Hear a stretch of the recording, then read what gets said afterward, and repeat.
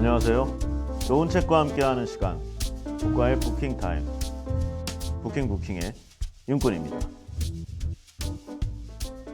오늘은 유시민 작가의 역사의 역사 제3편을 진행을 해보려고 합니다. 지난 시간에 이븐 할둔 이야기까지 했고요.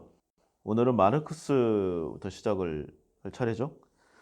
뭐 간단히 보면 이제 너무나 유명한 사람인데 그래도 뭐 넘어갈 수는 없으니까, 이 칼 마르크스는 이제 공식적으로 독일의 철학자이자 경제학이고요. 뭐 굉장히 똑똑한 사람이죠.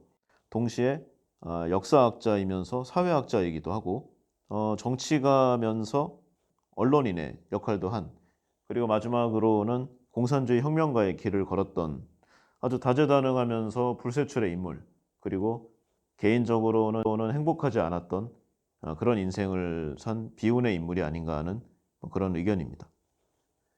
당시의 기준으로 보면 굉장히 과격한 사상을 설파를 했죠. 아주 정치적으로 노골적인 이 저술과 이런 뭐 대민 활동을 했기 때문에 무국적자 신세로 수십 년간 망명 생활을 하게 됩니다. 뭐 그나마 이제 영국에서 뭐 받아줘서 이제 좀 거주는 어떻게 우여곡절 그때 하게 되는데, 밥 먹을 돈이 없었던 상황이 거의 뭐 대부분이었다고 합니다.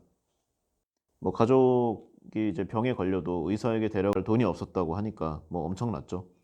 이제 그런 생활고라든가 아니면 사회에 대한 이 불합리가 바로 이 불세출의 이런 좀 사상을 만들어낸 게 아닌가 하는 그런 생각도 좀 들고요. 이 프리드리 엥겔스와 합작을 해서 뭐 좀 여러 주요 저작을 남기게 되죠. 그래서 이제 대표적인 이 공산당 선언, 그리고 자본론, 이 책들이 다 이때 나온 작품들이고요. 이 사상이라든가 이 철학적인 사고가 이후 인류의 이 경제, 정치, 그리고 이제 문학적, 사상적 기조에 정말이지 커다란 영향을 끼쳤다고 말하지 않을 수가 없을 정도입니다. 이 마르크스는 사실상 뭐 마르크스 학파라고도 할 수 있을 정도로 그냥 뭐 명사화될 정도로 이제 유명세를 얻게 되죠. 이 마르크스의 이 사회, 경제, 정치 이론을 이제 집합적으로 좀 학문적으로 풀어놓은 곳이 이제 마르크스주의인데요.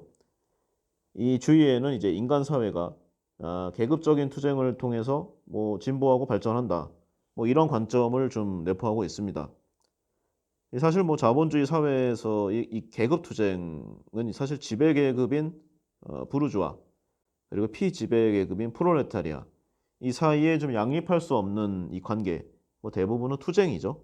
이걸로 나타나게 되는데요. 뭐 이 기준은 뭐 부르주아가 프롤레타리아를 통제하는가, 생산수단을 통해서 뭐 그런 여부를 좀 볼 수 있겠죠. 그러니까 이제 생산수단은 이 부르주아에 의해서 통제되고, 프롤레타리아는 이 부르주아에게 자신의 노동력을 뭐 판매한다는 개념이죠. 그리고 그 대가로 임금을 받는 거니까 임금 노동자로 부려먹히는 관계. 뭐 소위 말해서 사적 유물론이라는 이 비판 이론에 의해서 이 마르크스는 이 과거의 사회 경제 체제들이 그러했듯이 자본주의 체제 역시 이 내재된 모순에 의해서 긴장이 발생하고 결국에는 자멸할 것이다. 그래서 본인이 주창하는 이 사회주의 체제라는 이 새로운 혁명의 체제로 대체될 것이라고 예측을 하고, 참으로 센세이셔널한 이 유럽 전역의 이 노동자 계층의 지지를 이제 받게 됩니다. 그래서 결국 의식화된 노동자들은 정치 권력을 쟁취하게 되고, 마침내는 계급이 이런 뭐 서로 간의 이제 위화가 위계가 전혀 존재하지 않는 이 자유로운 생산자들의 연합체로 구성된 진정한 공산주의 사회를 이룩할 것이다. 뭐 이런 게 사실 이 학문의 골자죠. 어, 물론 뭐 이 사람은 워낙 혁명적이고 이제 실천적인 사람이었기 때문에 그냥 자기 이론이 뭐 실천되기를, 현실화되기를 앉아서 기다리지 않았고요.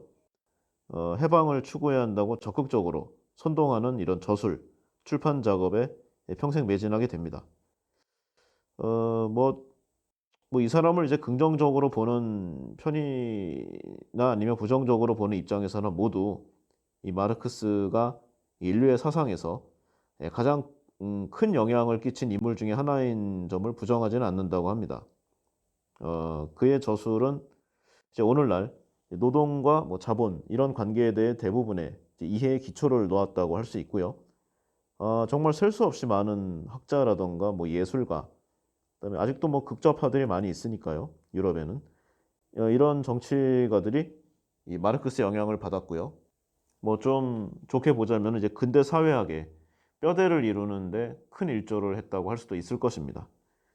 다만 이제 그 결과를 놓고 보면은 지금 그 이제 마르크스의 기본 이론을 골자로 한 국가들이 어떤 결과로 사라졌는가를 보면은 어 그 인간을 위한 이 제도가, 이 사상이 인간의 욕심에 의해서 결국은 파괴되고 마는 그런 상황을 좀 우리는 다 봐왔잖아요.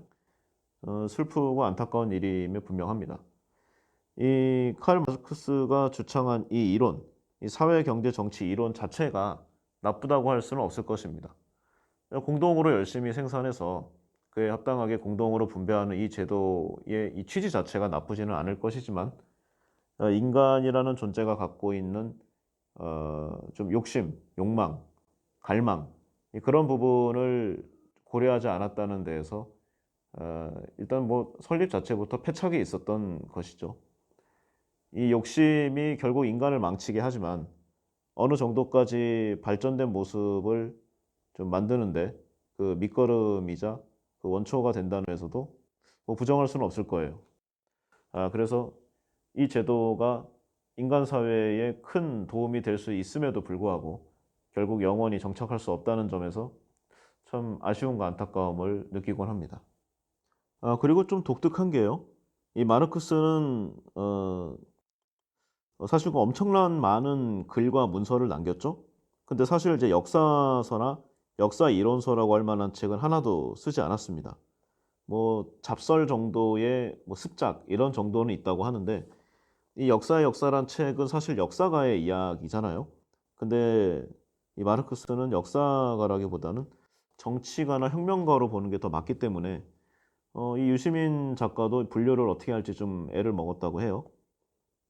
그렇지만 이 마르크스는 이 인간이 살아가는 이 사회 변화의 원리에 대해 그 전에 누구도 입에 담지 않았던 사상과 독특한 이론을 펼쳤기 때문에 역사학을 포함한 이 인문사회과학 전반에 강력한 충격을 준 학자로 대접을 해야 하는 것이 맞다고 생각합니다. 이 마르크스의 정치 사상적 체계는 그가 쓴 대표적인 저술이죠. 이 공산당 선언의 첫 부분을 보면은 그 이유를 알 수 있습니다. 뭐 요점이라고도 할 수 있겠는데요. 한번 간단히 한번 읽어보겠습니다. 유시민 작가의 책은 148페이지에 나와 있고요. 지금까지 모든 사회의 역사는 계급 투쟁의 역사다. 자유인과 노예, 고대 로마의 귀족과 평민, 중세 귀족과 농노, 길드의 장인과 도제. 간단히 말해 억압하는 자와 억압받는 자는 끊임없이 대립하면서 때로는 은밀하게, 때로는 공공연하게 투쟁했으며 이 투쟁은 사회 전체의 혁명적 개조나 투쟁하는 계급의 공도 동망으로 종결되었다. 지난 시대 역사는 어느 곳에서나 전체 사회가 완벽하게 신분으로 나뉘었고 다양하고 복잡한 사회적 지위의 위계를 형성하고 있었다는 것을 보여준다. 봉건 사회가 몰락함으로써 출현한 현대의 부르주아 사회는 계급 대립을 폐지하지 않았다. 낡은 계급과 낡은 억압의 조건, 낡은 투쟁의 형태를 새 것으로 바꾸었을 뿐이다. 우리의 시대, 부르주아 시대의 두드러진 특징은 계급 대립을 단순화했다는 것이다. 사회는 더욱더 극심하게 적대적이고 거대한 두 진영으로 피할 길 없이 마주선 두 계급으로 분화한다. 그것은 부르주아지와 프롤레타리아트다. 이때까지 인간 사회를 이런 관점에서 바라본 역사가는 없었습니다. 이 사회를 대립하는 이 계급의 통일체로 보고 그들의 투쟁과 그 싸움이 초래한 뭐 인간 사회 변화 과정 이런 부분들을 역사라고 표현했고요. 그런 시각으로 본다면은 뭐 왕과 왕조, 국가 민족을 중심으로 소술한 그때까지의 역사는 모두 인간을 제대로 표현하지 못했다는 내용이 되겠죠. 그 한 줌밖에 되지 않는 인간 전체의 뭐 1, 2%도 되지 않는 왕과 황족들만의 이야기가 어떻게 인간의 역사가 될 수 있느냐는 뭐 그런 이야기, 그런 주제죠. 이 공산당 선언은 그때까지 역사가들의 관심 바깥쪽에 놓여 있었던 노예, 농노, 농민, 노동자, 뭐 이 저자의 표현으로 보면은 이제 피지배 계급인데 이 사람들을 역사의 주역으로 소환했다는데 그 의미와 방점이 찍히는 것이겠죠. 사마천이 열전을 그 좀 위주로 썼던 부분도 맥락에서는 크게 뭐 다르지 않나 하는 생각도 해봅니다.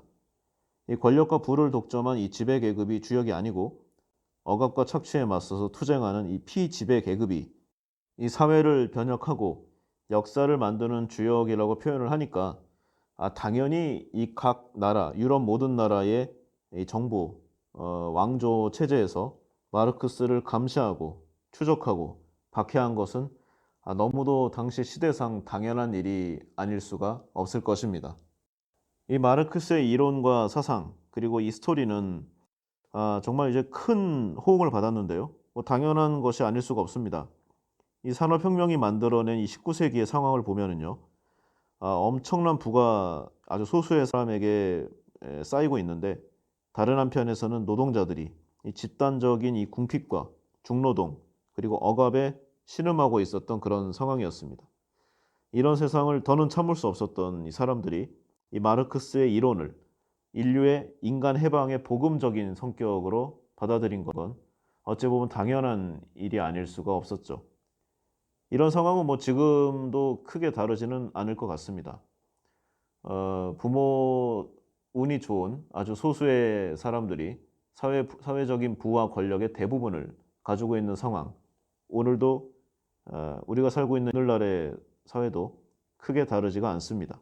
지금도 뉴스를 보면은 부모 잘 만나서 아주 좋은 대접을 받고 있는 이 사람들의 향락적이고 퇴폐적인 이야기들이 매일 뉴스 행간을 장식하고 있는 게 현실입니다. 이 마르크스가 이 세계 모든 대륙에서 이렇게 넘치는 이 추종자들을 얻은 데는 사실 이유가 또 있는데요. 단지 이런 뭐 좀 이야기적인 시원함만으로 하면은 잠깐의 이슈는 될 수 있을지언정 이런 이론으로 확립되지는 못했겠죠. 이 마르크스가 주창하는 이 혁명이라는 것이 이 노동자 계급과 이 공산주의자에게 이 권력을 안겨주는 것을 넘어서 영원히 이 계급적인 대립과 이 착취의 역사를 완전히 종식시켜주는 그러니까 인류에게 완전한 해방을 가져다 줄 수 있다고 말했기 때문이 아닌가 합니다.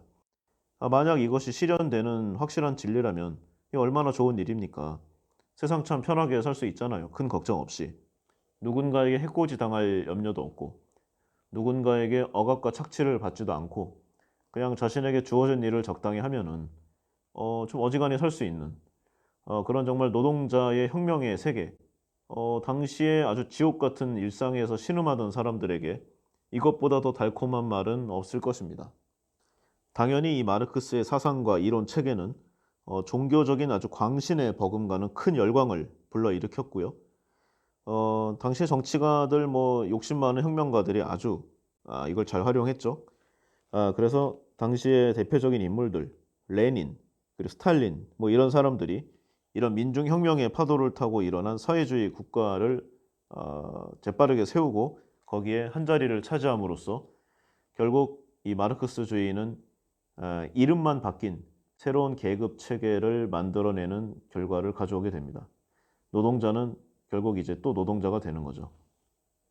아무리 인간다운 열망을 품고 진지하게 역사를 탐구하고 사람이 다른 사람을 착취하거나 억압하지 않는 자유롭고 평화로운 세상을 꿈꾸었다고 하더라도 이것을 이용하는 인간의 이런 욕심, 탐욕, 그리고 사악한 인물들은 어디에나 있기 때문에 이 제도, 이 사회주의 체계는 아마도 현실과는, 이 인류의 현실과는 맞지 않는다는 것이 정답이 아닐런지 하는 생각을 합니다.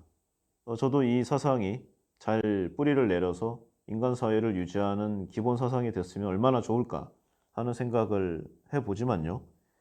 오늘날의 결과를 보면은 남아있지 않잖아요. 결국 사상 누각이다라는 생각을 하게 됩니다. 이러한 내용을 이제 학문적 사상 체계를 완료해서 완비한 것이 이 정치 경제학 비판을 위하여란 책인데요. 뭐 내용은 이렇습니다. 그러니까 인류 역사에서 이 인류의 생산력은 이 지속적으로 발전을 하게 되는데 이 그 사회의 생산력과 이 발전 수준에 맞는 이런 인간들의 생산 관계가 형성된다는 것이죠. 그래서 이제 약 20만 년 전에 이제 아프리카 지방에서 첫 출현한 인류가 그 후에 오늘날에 이르기까지 약 19만 년 이상 동안 이 혈연 공동체를 이루고 수렵과 채집으로 생존을 했었습니다. 생산력이 빈약 때문에 인간은 그날 그날을 버티는데 모든 힘을 쏟았고요.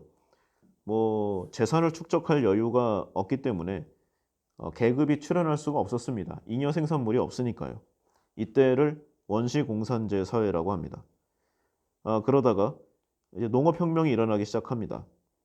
이 사피엔스 종이 몇몇 인류에게 유리한 식물을 재배하는 데 성공을 하고 소나 양 같은 이 대형 포유류, 항상 일관된 어느 정도의 생산물을 제공해 줄 수 있는 그런 이제 포유류를 사육하는 데 성공한 것이죠. 이 농업혁명과 더불어서 이런 기술적인 협업이 생겨나고 생산력이 발전을 하자 사유재산과 이 소유권의 개념이 발전하게 됩니다. 생겨나게 되는 거죠, 계급이. 그래서 이제 집단 내부에서 육체적이고 지적 능력이 이런 뛰어난 사람, 이런 사람들이 그렇지 못한 사람들을 밑에 부하나 노예로 삼게 되는데 이게 바로 이제 노예제 사회의 출현인 것이죠. 그래서 이제 인간은 절대적으로는 성장하는데 상대적으로는 쇠퇴한다는 개념이 이때 생겨나게 됩니다. 이 노예제를 유지하기 위해서는 이제 법률이 필요했고요. 이 노예제를 정당화시키기 위한 사상과 철학이 생겨나게 됩니다. 그러니까 세뇌를 시켜야죠. 너는 노예 아빠에게서 태어났으니까 노예다. 평생 내 수발을 들어라. 어릴 때부터 세뇌시키지 않으면 힘듭니다. 한번 자유의 맛을 본 사람은 절대로 노예가 되지 않고요. 설사 노예 신분으로 있다고 하더라도 계기만 생기면 탈출을 하겠죠. 어떤 방법을 써서라도. 시간이 계속 흐릅니다. 전쟁을 계속 할 수가 없죠. 언젠가는 한계치가 오니까. 그래서 신규 노예의 공급이 어려워졌고 기존의 노예들은 뭐 어차피 노예인데 뭐하러 열심히 하겠습니까? 동기가 사라지고 종종 상황을 봐서 반란을 일으키는 상황까지 일어나게 됩니다. 이 노예제의 붕괴 그리고 새로운 생산 관계의 출현이 나타나게 되는 서막이라는 거죠. 결국 서로마 제국이 무너진 후에 유럽에는 중세 봉건제가 들어서게 되고요. 고대 강력한 중앙집권 국가가 사라진 자리를 이 소규모의 군대 그리고 토지 소유권을 보유한 지방 봉건 영주와 교회가 차지하게 됩니다. 또 이름만 바뀐 새로운 지배 계급과 피지배 계급이 나타나게 된 거죠. 뭐 노예보다는 조금 낫다고 할 수도 있겠습니다. 이 농노라는 이 계급이 뭐 노예와는 다르게 뭐 결혼도 할 수 있고 뭐 자식을 낳거나 동산 부동산을 소유할 수도 있는 뭐 귀족 영주에게 예속된 신분이긴 하지만 어느 정도의 자유는 보장된 이제 그런 계급이 출현했는데 이 시대가 바로 인류의 암흑사인 중세 시대죠. 거의 1000년이나 유지가 됐는데요. 어떻게 이렇게 발전이 없었을까? 바로 지속된 세뇌의 결과라고 생각합니다. 너는 노예다. 너는 농노다. 계속 이렇게 어릴 때부터 주입을 해서 발전할 싹을 꺾어 놓는 거죠. 그리고 상류층의 발전된 지식과 이런 지혜는 본인들만이 계속 습득하고 이어져 가는 겁니다. 오늘날에도 다르지 않습니다. 절대적인 기득권층을 갖고 있는 사람들, 겉으로는 애국과 나라 사랑을 외치지만 본인들의 자식은 미국 시민권을 따게 합니다. 그리고 공교육의 우수성, 공교육의 활용성을 외치지만 본인들은 외국에 상위 커뮤니티들만이 입학하는 학교를 중고등학교 때부터 들어가게 해서 네트워크를 형성하게 하죠. 그래서 대를 이어서 땅 짓고 헤엄치기식 잘 먹고 잘 살기 운동을 펼치고 있는 것입니다. 얘기가 좀 벗어났네요. 그래서 중세 이후에 또 시간이 흘렀습니다. 혁명이 일어나고 산업혁명이 이 수공업과 상업이 발전하면서 생산력이 비약적으로 폭발적으로 발전한 결과 또 새로운 형태의 계급이 형성되게 됩니다. 이 자본과 새로운 생산 기술을 보유한 부르주아지의 출현이 바로 그 이야기죠. 근데 이미 사회의 발전상 예전의 신분제 예속에 그 굴레를 씌우기는 어려운 상황입니다. 그래서 자유로운 인격체를 부여하는 것인 척하는 이 근로 계약을 맺고 자신의 의지로 일하는 것 같이 세뇌시키는 새로운 무산 계급이 필요한 것이죠. 이게 바로 프롤레타리아트.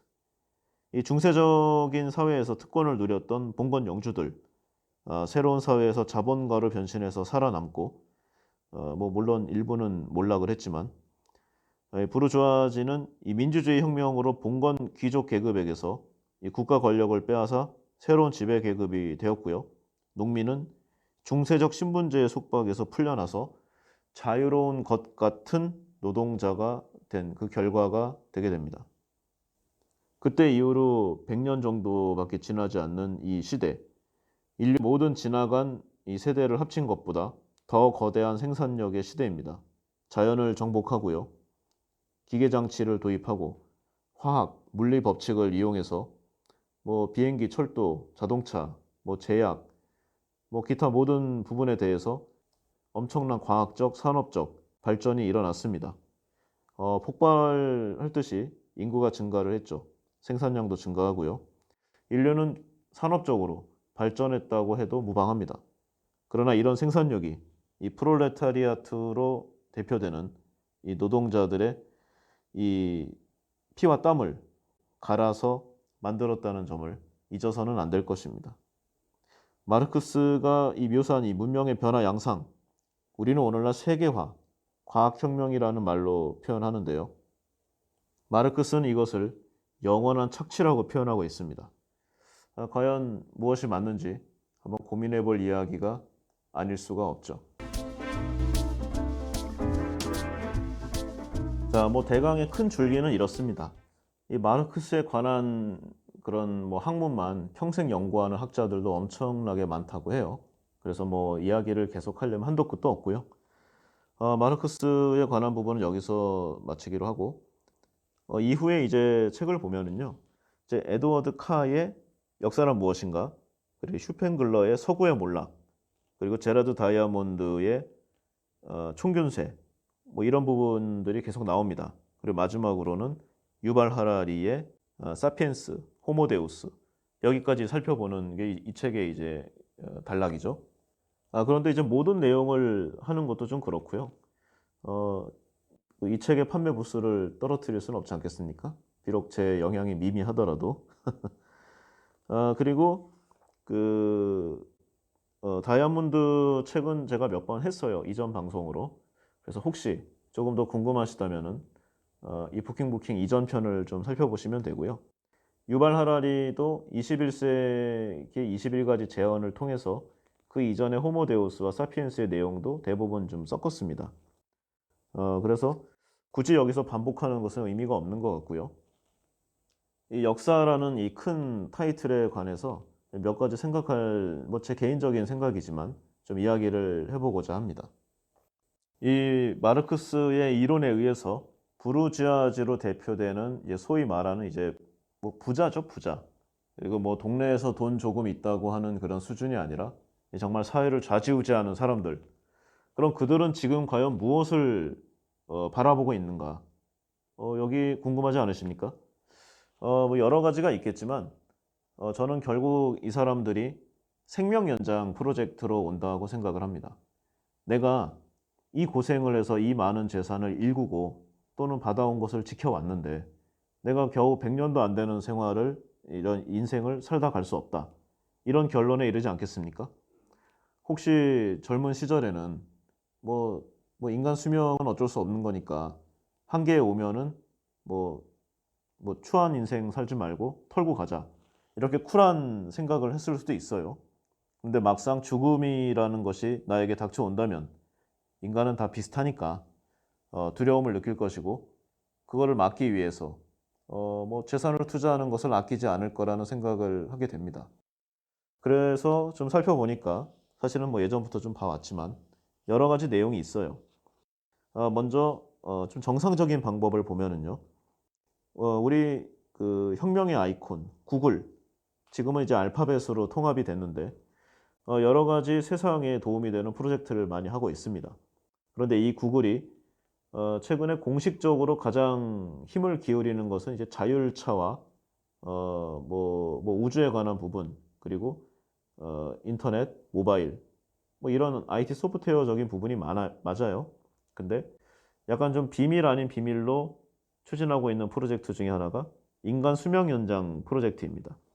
그래서 구글이 이 슈퍼컴퓨터를 동원해서 컴퓨터 엔지니어링 모델을 돌린 결과 인간은 모든 요건이 정확하게 들어맞는다면 500세까지도 살 수 있다. 이런 프로젝트를 런칭을 하게 됩니다. 네, 그 성과도 계속 나오고 있는데요. 생명공학의 계열사예요, 구글에. 뭐 논문도 발표를 했습니다. 이 벌거숭이 두더지라는 이제 항명상 두더지과에 있는 생물이 수명이 닿을 때까지 거의 노화가 진행되지 않는 것을 이제 과학적으로 밝혀냈다고 합니다. 이론적으로 이 원리를 밝혀내면 적용하는 것은 어렵지가 않으니까요. 이 비결을 밝혀내서 인간의 수명 연장에 적용하겠다는 계획이죠. 참고로 이 벌거숭이 두더지는 이 아프리카에 사는 이제 길이 한 8, 9cm 정도의 이제 지층 동물인데요. 그러니까 땅에 사는 동물이죠. 뭐 이름 그대로 몸에 거의 털이 없다고 합니다. 굉장히 좀 뭐 추한 모습이라고 해요. 털이 없는 두더지 뭐 다 연상되시죠? 근데 이제 기본 수명이 32년이고 같은 몸집의 쥐보다 한 10배 정도가 길다고 할 수 있는 거죠. 뭐 사람으로 치면 800살 정도 사는 것이라고 합니다. 또한 생애 주기 전체를 통틀어서 암에도 걸리지 않고 통증도 거의 느끼지 않는다고 합니다. 이 심지어는 산소가 없는 극한 상황에서도 약 20여 분에 걸친 생존 기간을 보여줬다고 해요. 엄청납니다. 사실 이 동물을 최근에 찾아낸 것이 아니고요. 약 30년 전부터 발견이 됐다고 하고요. 여기를 체계적으로 연구한 이 연구진에 의하면은 약 30년 동안 이 동물을 키워봤는데 생후 6개월부터 평생 동안 사망률이 거의 없이 일정하게 낮다. 이런 사실을 밝혀냈고요. 나이가 들어도 사망 위험률이 높아지지 않는 유일한 포유 동물이라고 합니다. 이 사람을 포함한 이 포유류과의 모든 동물은 나이가 들수록 사망 위험률이 기하급수적으로 높아지는 게 사실이죠. 면역력도 떨어지고 외부에 침입하는 요소에 속수무책으로 당할 수밖에 없습니다. 시간이 지나면 가는 게 맞죠. 이 수명 연장을 연구하는 이 회사는 구글의 공동 창업자죠. 세르게이 브린과 레리 페이지가 의기투합해서 2013년 설립한 회사고요.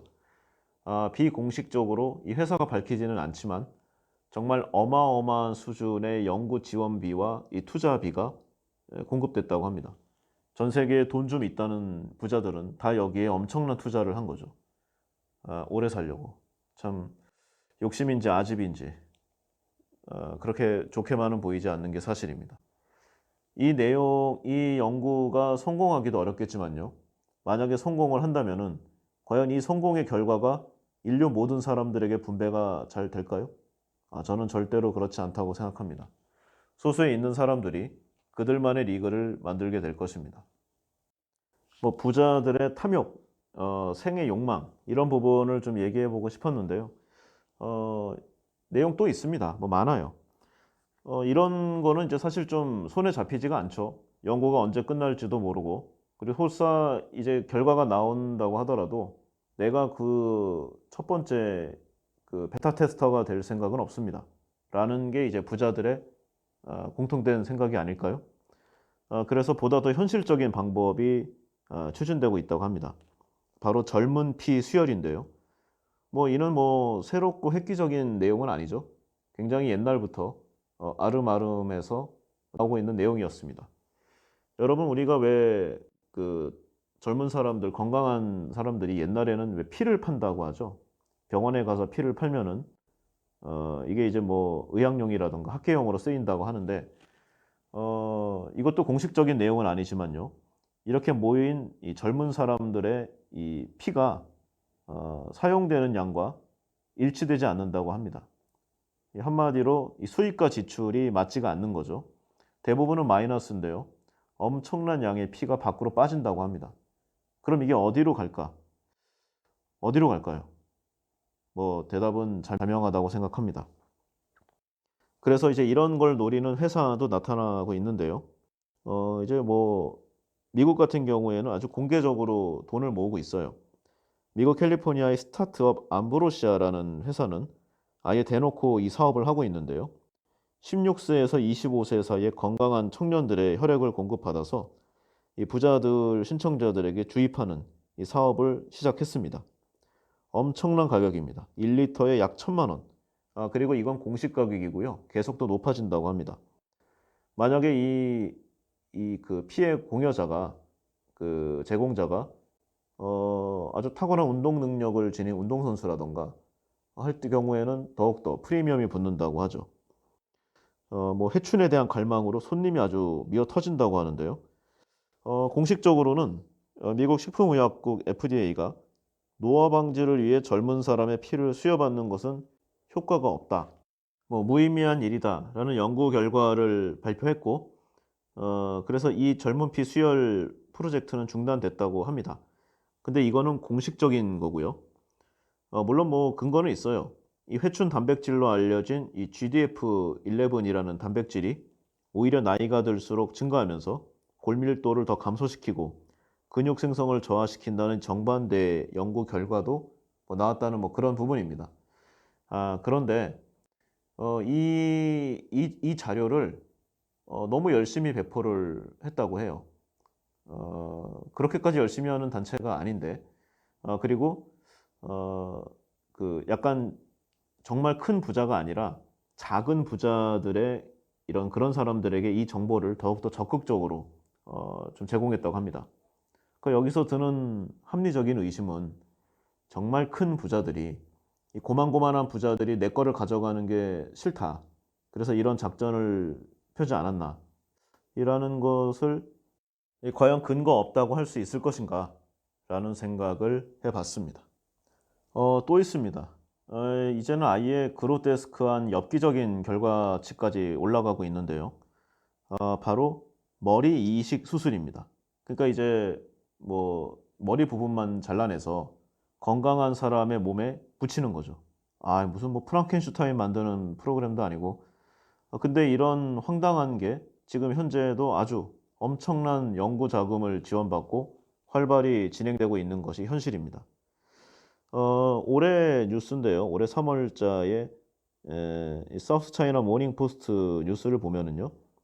이 중국에서 동물의 머리를 이식하는 수술은 이미 몇 년 전에 성공을 했고 인간 대상 실험도 지금 계속 활발히 계획 중이라는 이런 내용입니다. 이걸 담당하는 것은 이제 이탈리아의 신경외과 의사 세르지오 카나베로 박사라고 하는데요. 이 중국 하얼빈 의대 외과 의사인 런 샤오핑 교수와 함께 그 개와 원숭이의 끊어진 척수를 연결하는 데 성공했다고 합니다. 그리고 이제 이를 촬영한 동영상과 논문을 미국 의료 저널인 서지컬 뉴롤로지 인터내셔널에 게재했다고 밝혔습니다. 그 뭐 내용은 이렇습니다. 한 동물의 몸에서 머리를 자른 다음에 이 폴리에틸렌 글리콜이라는 이 생물학적 접착제, 이게 이제 이 사람 작품이겠죠. 이 신경과 혈관을 다른 동물의 몸에 붙이는 이 방식으로 이제 이뤄진 것인데요. 이제 2016년에 이미 원숭이 머리 이식에 성공했다고 주장을 하는데 당시에는 이제 혈관 이식만 이뤄지고 골수 신경 연결이 이뤄지지 않아서 의학적으로는 큰 뭐 효과가 없다. 이런 평가를 1차적으로 받았다고 합니다. 이 실험이 한 번 수술하는데 수술 한 번에 약 1억 달러, 하나로 약 1,200억 원 정도죠. 비용 자체도 이렇고 세계 최고의 실력을 자랑하는 외과 의사 그리고 이 유관된 분야의 의사들 수십 명이 동시에 달라붙어서 수술을 해야 하는데도 이 실험에 자금이 마르지 않는 것을 보면 과연 이 돈은 어디에서 나오는 것인가라는 무서운 생각이 드는 것이 사실입니다. 윤리적 논란은 차지하고요. 누군가 이 실험에 물꼬를 텄기 때문에 설사 이 의사가 하지 않더라도 어디선가 이제 검은 의사들이 이 수술을 계속 진행하고 발전시키리라는 것은 저만의 생각일까요? 만약에 이 수술이 잘 되면은요. 잘생기고 이쁜 젊은 청년 그리고 여성들은 다시 납치되는 상황이 벌어지지 않을까, 이런 무서운 생각도 좀 드는 게 사실입니다. 뭐 민주주의 국가는 말할 것도 없고요. 독재 국가라던가 저런 일당 독재 체제의 사회 공산주의 국가에서는 과연 어떤 끔찍한 일들이 일어날지, 죄를 뒤집어 씌워서 특별한 감옥에 가둔 다음에 몸을 바꿔치기 하는 이런 영화 같은 일이 일어나지 않으리라는 보장이 없으리라는 이런 무서운 좀 상상을 해봤습니다. 자, 이런 뭐 좀 비과학적인 자료라든가 생각까지 좀 해봤는데요.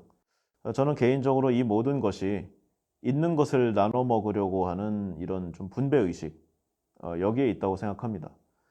지금까지 역사를 보면은요, 인류가 여기까지나마 진보라고 정확히 표현할 수 있는지는 모르겠지만, 어쨌든 여기까지 왔다는 데에는 그래도 현실에서 닥치는 문제를 개선하고 어떻게든 앞으로 나아가려는 그런 자세가 그래도 오늘날의 이 정도 성과라도 만들었다고 좀 생각을 합니다.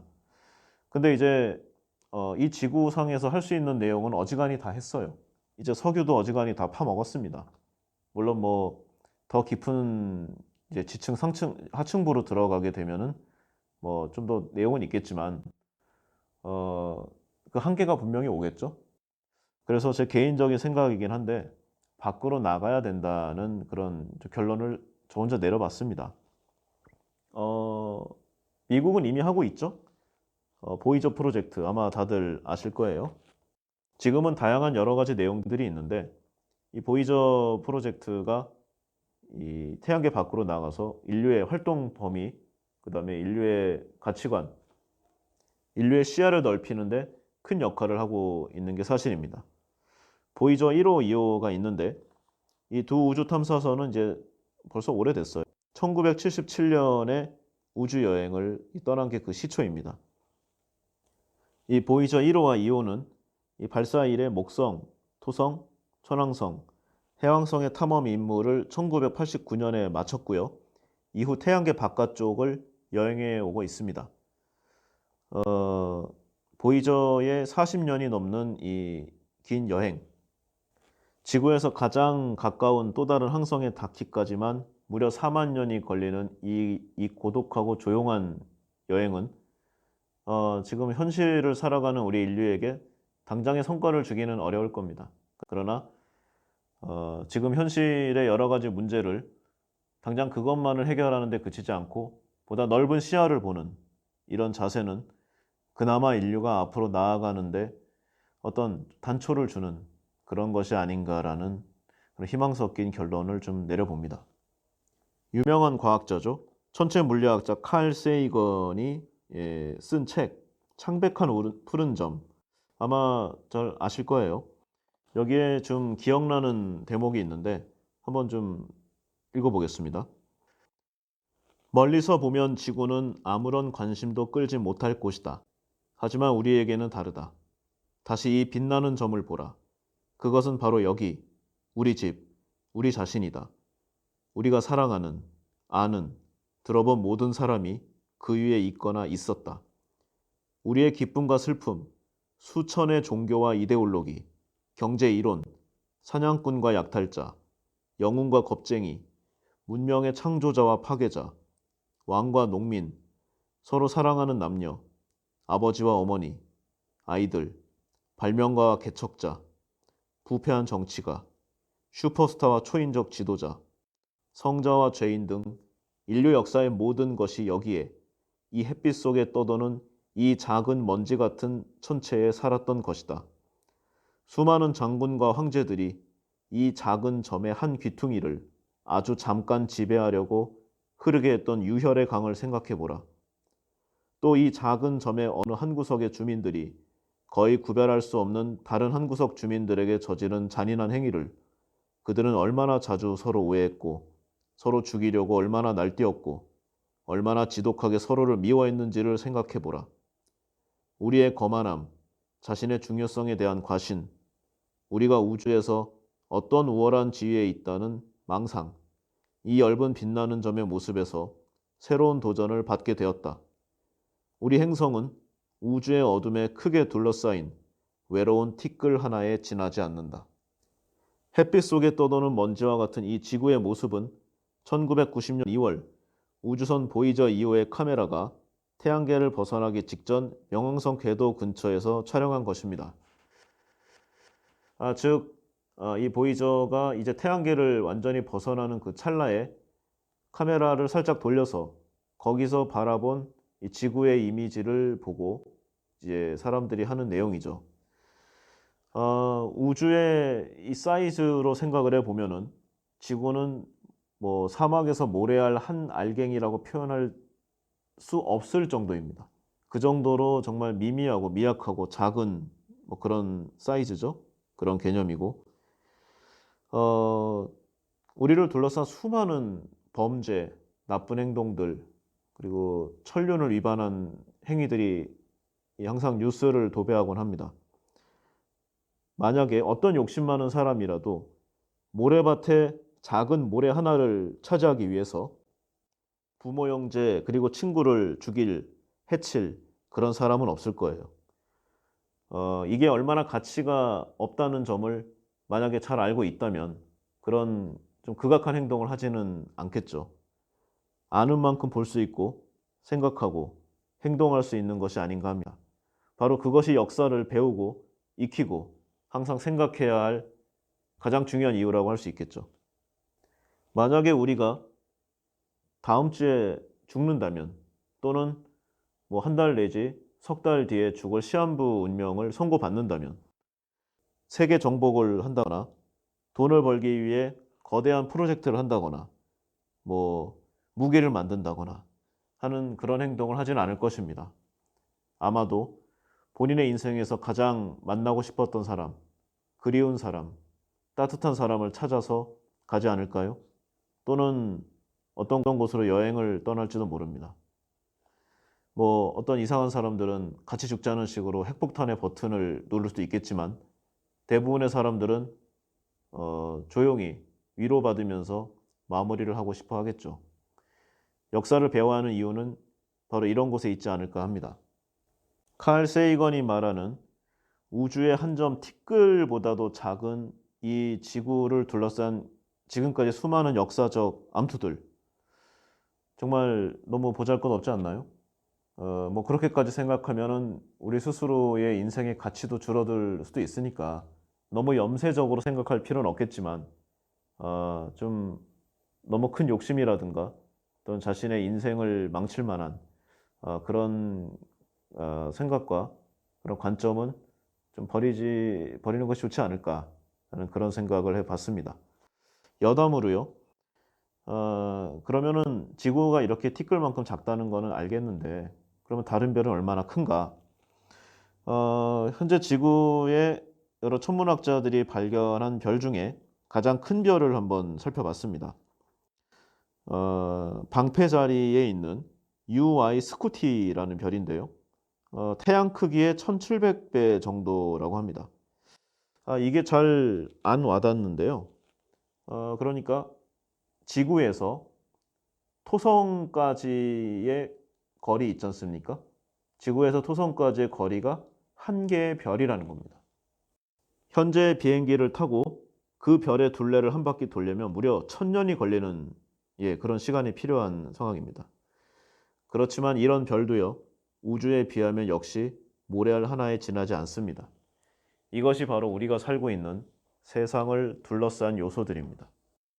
이 책 역사의 역사를 읽으면서 제 지나간 그 과거들 그리고 그동안에 있었던 임팩트 있는 사건들, 나를 둘러싼 주위의 사람들, 이런 부분들에 대해서 많은 생각을 해봤습니다.